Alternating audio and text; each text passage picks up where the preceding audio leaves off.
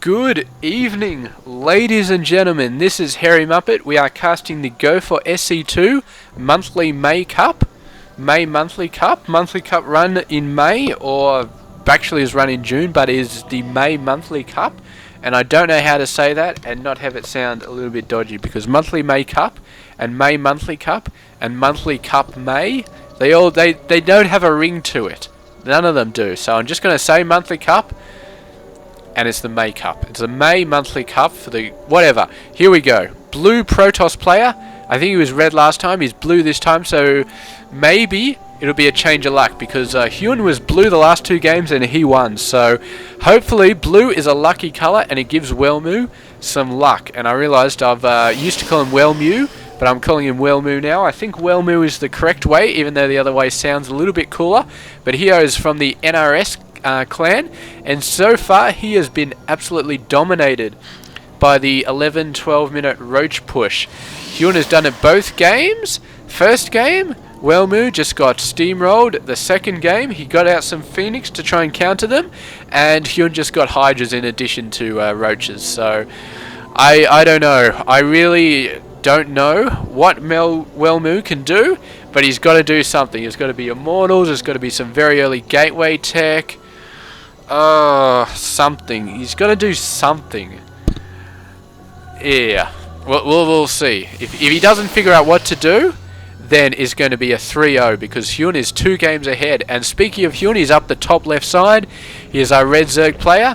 He has been doing the same build every single game. He gets the hatchery first, and then he gets the spawning pool. There we go. I saw it this time. I did see it. It was a... Oh, actually, no, I didn't see it. It was a 15-minute... drone timing, I think. No, it actually counts the drones when they start building. So that means it would have been a 14.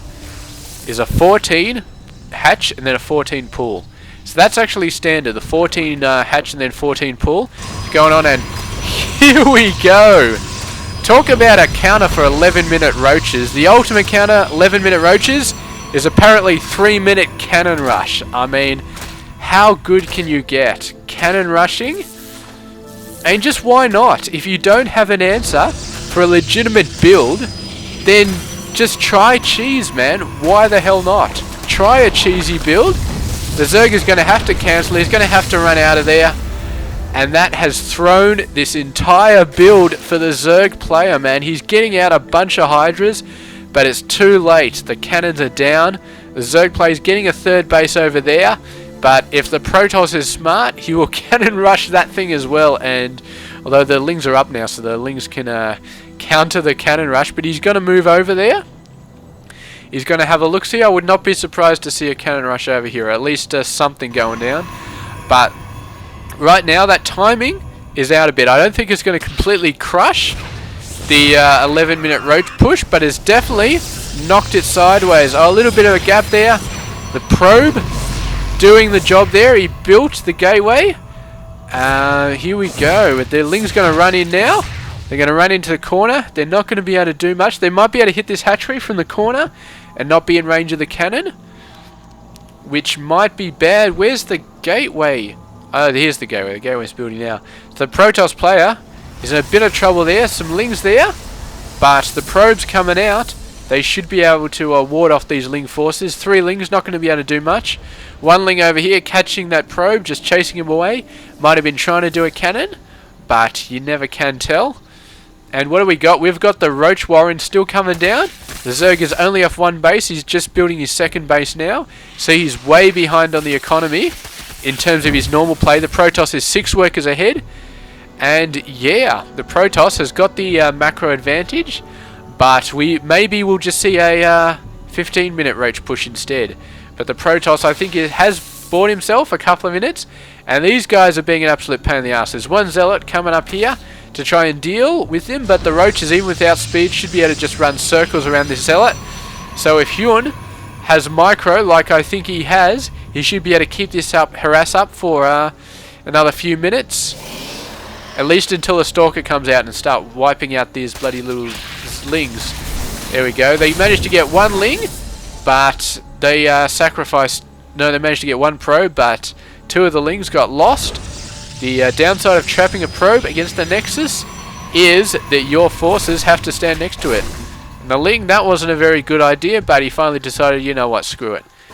Queen, I don't know what the Queen's doing. He should just hit this bloody pylon, and that is what he is going to be doing. So there we go, the pylon's going to go down, and the expansion is going to go up at this base, and that'll be his 3 bases. So there is quick thinking getting this expansion down. He's not going to get delayed too much. And he's down on the economy, but the Protoss player really needs to get some stuff out, because that Roach threat is still going to be quite real, is still going to be quite scary, is delayed, but he is by no means completely lost the possibility of a Roach push. So here we go, and the Protoss player going for a Dark Shrine over here. We have a look at the good old vision cam. Zerg player does not realise that it is there. He has not scouted in there yet. So that's something he's going to have to think of doing. There's a nice early Roach push. This is earlier than he's done before. He's managed to get 8. No, it's 8 minutes. He's managed to get about 7 Roaches up. Protoss player not ready for it quite yet. Although he does have a Mothership Core, and the Mothership Core should be quite instrumental at pushing these Roaches away. And he doesn't even have Warp Tech yet, so that is not going to be good. These guys coming in there. This is going to take down the cannon, trying to force them away from where the cannon can hit them, but the cannon goes down. And these guys are going to go in. They might get some worker kills. The Protoss player might be able to push them away. He's finally getting his gates popped up now. The Roaches are going to come in there. They are going to do a bit of damage. I don't think he has enough energy to overcharge this Nexus, so that's bad. The workers have to go in there. Have to start taking out the Roaches. 1 Zealot is warped in. I think he only has 1 gateway. There he is. Actually got 2 gateways, so maybe a couple of Zealots coming out here. But finally, the Roaches are going to get taken out by the Mothership Core. Managed to kill 2 Lings right at the last minute there, and finally gets taken out. Meanwhile, he hasn't been warping in reinforcements down there because he's been warping DTs in over here. And what do we have going on? We don't have any Spore Crawlers. We do have a Lair. And do we have any Overseers? We've got 1 warping in right now. So he did not have 1 already. And these Dark Templars are going to go in there. But as long as the Lings, as long as the drones all go under the Overseer, they should be fine. This Dark Templar is going to be at a bit of a loss. This one's going to keep hitting the hatchery, but I don't know if he's going to be able to take it out. Meanwhile, another guy over here taking out some workers. How many kills has he got? 6. So that's a half decent job. There's another one down there. So that is going to disrupt the Zerg mining quite a bit. It's an excellent job there. Excellent work. Really thinking outside the box in terms of slowing the Zerg player down, and he's managed to keep his economy at the same state as the Zerg players, and pulling all these drones off the hatchery, man. It is not good at all. The amount of mining lost there, quite bad for the Zerg player. Meanwhile, the Protoss getting up more forces. He's got 4 gates so far. He's getting 2 more, so he's really getting stuck into it. The Overseer comes in, but it's a bit late to scout the Dark Shrine right about now because, hey, you know, you already got attacked by Dark Templar, so I don't know what else he's going to look for, but he's just going to see a robo facility, poor plumper down Immortals. He's going hard on the Immortals, as well he should, considering how fond this Zerg player has been of the Roach push. And you can see he keeps going for Roaches right now. He might have to think about something else, because with the seeing the Protoss player with the robo facility croning out the Immortals, Roaches, I mean, they're still viable, but they're not so much an overwhelming favourite. And the Protoss player has bought himself the time to get those Immortals out. And yeah, I mean, he's in a lot better state than he was the previous 2 games, just to be able to survive this. Excuse me a sec. Throat's starting to get a little bit sore from talking. But this is the 3rd game I've cast in a row, so as to be expected. And what can I say? These games are just so awesome. Once you watch them, you just can't stop watching. So there we go. A couple of changelings coming in, because why not? Hallucinated Phoenix coming in for a scout. What is he going to see? Not a whole lot. The Zerg hasn't been going for any advanced tech options at the moment. It's just been roach, roach, and more roach. And he has got his roach army out. But I think this time, the Protoss, he has found the answer for the fast roach tech. And I think he should be fine. And the Zerg player, we're finally going to have to go into the mid game and see what tricks the Zerg can pull out of his sleeve in the mid to late game. And my God, is this guy actually going to go down? My God. This is bad, man. That was bad, and that was awesome at exactly the same time. He was just praying for an overseer to come, but these guys are fast-ish. But when you're on the other side of the map, no, not good at all. And he cannot afford to forget about the Dark Templars, because he can still build them, and they can still do quite a bit of damage. There we go. This base has just come up though, the 4th though, so that's going to be fine. But there's already a DT over there. Please tell me he's moving an overseer. The overseer is coming out to the army, because the Dark Templar already there. He's going to take this guy out. The Dark Templar in there is going to take out a few workers. 5 workers so far. Good job from him. I think there was something over here. Was that a mothership core or something? I think it got taken out. The Dark Templar is finally going to take it out there, and he could really afford to buy some spore crawlers all around the place. Just because constantly running the overseers around all over the place can't be that good for his health. The Dark Templar, man, taking out the Queen. And I think he's going to be able to catch it. And this guy, Queen's just hobbling away. Come on. Oh, man. That was so close. Queen, man, it's just like an old woman with her cane. And somebody turned the turbo boost on, and she was going like you would not believe. But did not manage. Actually, did manage to get away from the Dark Templar. The Dark Templar was running as fast as he could. Did not manage to get the kill, and I was very upset about that. I was really hoping this Queen would die.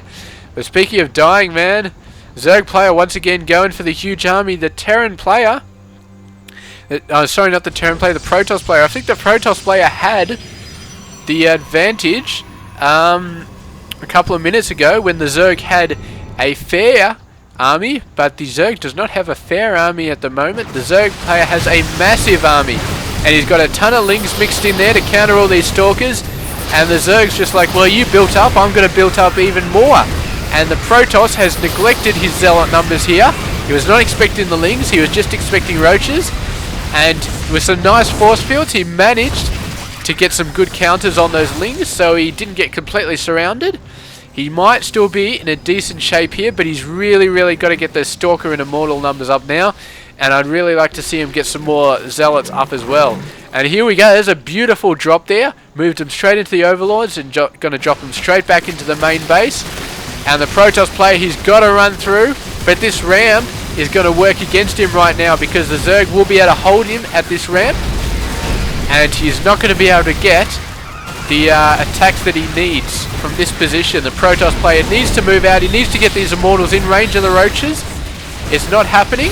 And meanwhile, a lot of these buildings get taken down. The creep is spread all over the place. Dark Templars being warped in. He did not have an overseer. That was a bit of a mistake, and that is going to cost the Zerg player quite dearly. Man, not having an overseer in the invading army. Oh, that was a massive mistake. And that cost him almost all his forces. The Protoss player, man, he lost a crap load of workers there. But with all the Dark Templar harass going on, it's basically the Zerg players just evened it up now. So there we go. He did a great job there. And not having an overseer, man, what a mistake for the Zerg player to make there. And the Dark Templars warped in about 4 Dark Templars, and they just cleaned up house there. Those Dark Templars, before they died, man, they must have had so many kills. Is there still one alive here? That guy's only got 3 kills. Here's this other one over there. 6 kills. So they definitely did some awesome damage. And those kills were all roaches, I think. So Dark Templars killing that many roaches, man, that's got to be some awesome stuff. The Protoss player knows he's in a good spot. He's going to move in, but the macro of the Zerg player, man. 13 roaches, 32 lings. You can never count out a Zerg player with that much macro, man. It is just completely off the chain. He's got some zealots in here. running in, going to cause those drones to run away.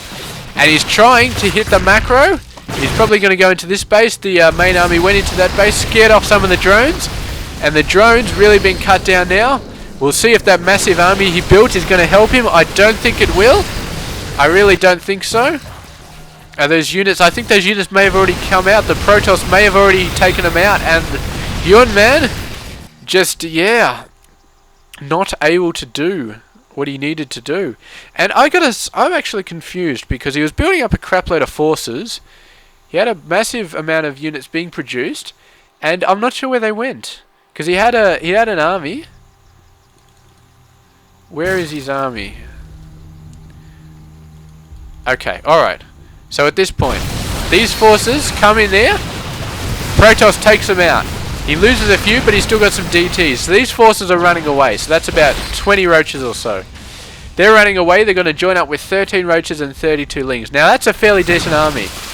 I want to see exactly what those units do when they come out. These guys going to come in. They've got to be wary of staying away from the Immortals. See, they run away as soon as the Immortals start to get in range. These forces come out. But here there should be, here we go. So there's all the lings and all the roaches. But of course this base came out separate, so they didn't quite join in. Here we go. There's this massive the massive zealot force over there going in. So they had to spread some forces off over there. And meanwhile, the remainder of the forces over here just did not help. All those lings got caught over there. And really, really, really nice play there by the Protoss player. He could have just moved in, done some damage, and lost a fair amount of his forces to lings. But what he did is he counter-attacked with zealots over into this side base. And most of the lings that he'd pulled out, that the Zerg player had got out to hit these stalkers, ended up having to defend this base against the zealots instead. The zealots wiped out all the lings, or most of them anyway, leaving these guys free to deal with the roaches. Roaches, of course, wiped out their zealots, but roaches against Stalker Immortal went out very, very fast. And yeah, excellent play there from our Zerg. It was excellent play from our Zerg player, but Protoss, man, that is how you counter the 11-minute roach push, man. You just go in there. You do some early attacks, the cannon rush, man. Excellent play there. Is very, very cheesy, but when your back's against the wall, man, you can be excused for whipping out a little bit of cheese. And yeah, some very, very early attacks, early pressure. He dealt with that Ling invasion quite well. He got some DTs out, DT harass on the economy, and he managed to keep the Zerg economy manageable. The Zerg player never really had more workers than he did. He got out his expansion nice and early. He pushed out the probes he needed to. He kept the Zerg economy nice and manageable. And very interesting upgrade strategy here as well. You can see no armor or weapons. So he was really, really going in for the kill there. Really going in to do massive damage. He really, really wanted to hurt the roaches. He wasn't as worried about keeping his army alive as he was about killing all of the roaches. And of course, the Immortals, 65, I'm guessing that this attack really stacks up a lot. Stalkers, it probably gives them about one extra. Immortals, it would be a fair amount more than one. I can't remember if it's 2 or 3. We are going to check that really quick just for my... so 65. So we're going to jump back to here. Pause it. Sorry. 16, so is it 2? There's 65. 5 versus armor. That's 5 extra damage per upgrade.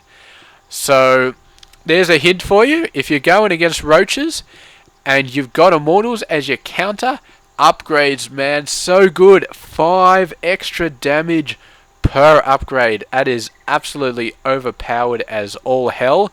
And excellent choice to get those 3 upgrades. That's obviously why you got them, to give that those Immortals that extra crunch, and it really helped because the roaches just died all over the place. So there we go. Welmu getting out there, finding the counters, finding the plays that he really needed to.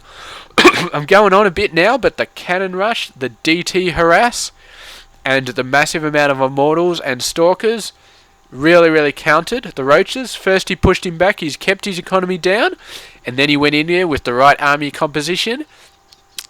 And Hyun, man, there was a point probably about, I can't remember where, but it was somewhere around the 15-minute mark where he should have teched into somewhere else, something other than roaches.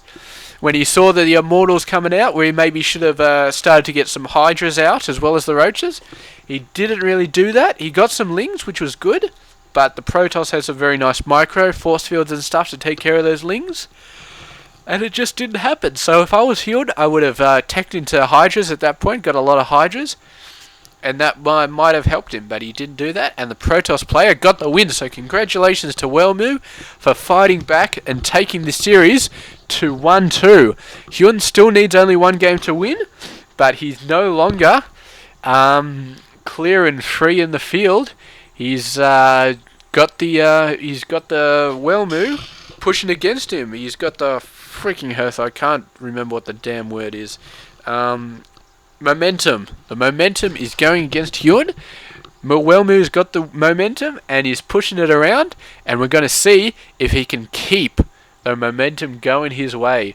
We have seen this previously. I think we've seen this previously. I can't remember. It was one of my previous tournament games. It was 2-0 and then the other player managed to win the game, and that was awesome. Maybe we'll see it again. Maybe Welmu will eke out the win here. It's a long shot, but if anybody can do it, it's going to be him, because, I mean, why not? So there we go. This has been game number 3. It is 2-1 in favour of Hyun, but Welmu has fought back, and I will catch you guys in game 4. This has been xhairymuppetx.